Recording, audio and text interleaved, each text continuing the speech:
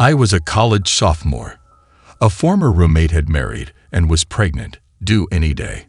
Her husband needed to go out of state for an interview. They called me to see if I would stay the weekend with my former roommate. We always had so much fun together. I couldn't wait. They picked me and we drove to their small one-bedroom apartment. Her husband left, and we were alone in the apartment. I noticed that the apartment was really cold. I asked about it, and she said that a repairman was coming to fix the furnace later that evening. We bundled up, and I did some hand sewing on a coat I was making. About 3 hours later, a man came and fixed the furnace. I smelled the gas come on and thought, good, we will be warm now. Well, about 15 minutes later, I got really sleepy and told my former roommate I was going to go to bed. I just couldn't stay awake. That was before 9 p.m. She was shocked that I wouldn't be the fun she was hoping for. About 10:30, she woke me up saying we needed to converse and catch up on old times, but I just couldn't stay awake. We had earlier told each other scary stories. She finally went to bed. Then at 1 a.m., the door woke us up. Someone was pounding on the door and the front window. We both woke up very startled. My girlfriend grabbed my arm and said, "It's the rapist." I could not have been more afraid. She went to the front door. She told me to look out the window and see who it was, and then she would open the door.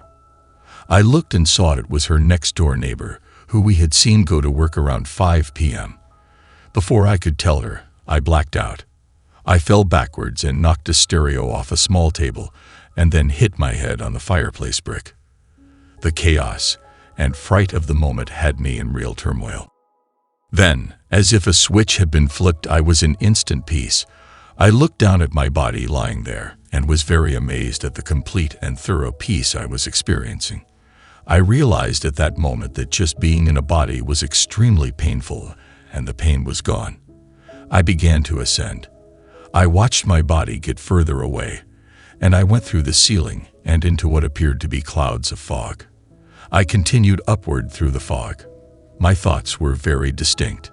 No one had better be sad. This is wonderful.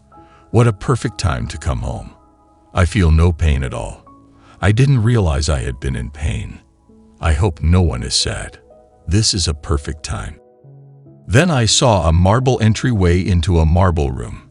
The entryway had tall, large marble columns on both sides of it.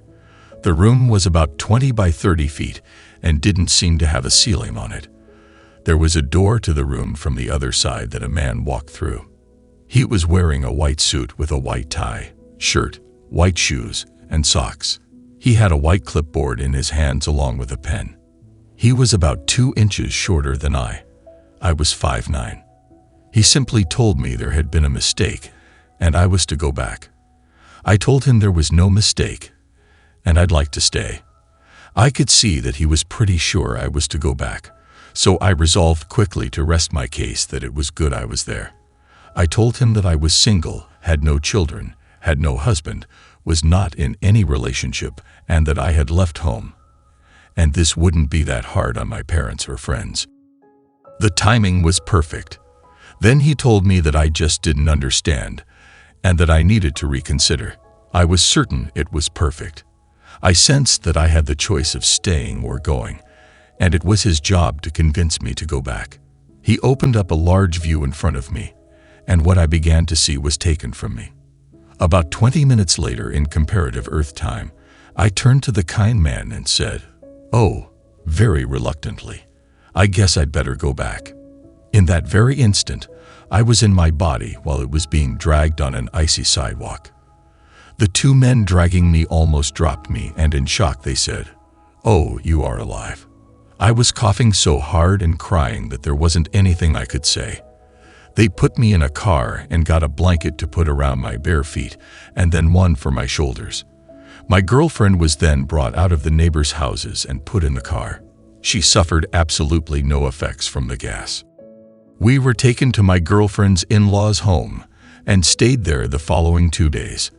I told my girlfriend and her mother-in-law what had happened.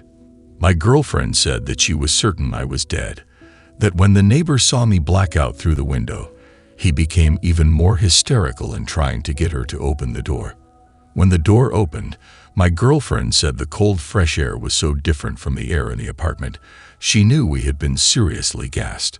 She was taken to the next apartment, and she said she watched the neighbor drag me outside to the snow and left me there for 15 to 20 minutes while he went for help. He came back, and he and another man tried to pick me up and began to drag me to the car when I started coughing. They believed I had been dead. On the funny side, I called home that next morning and my mother answered the phone and I said, "Mom, I almost died of gas last night." She responded, "What did you eat?" Then I told her what had happened.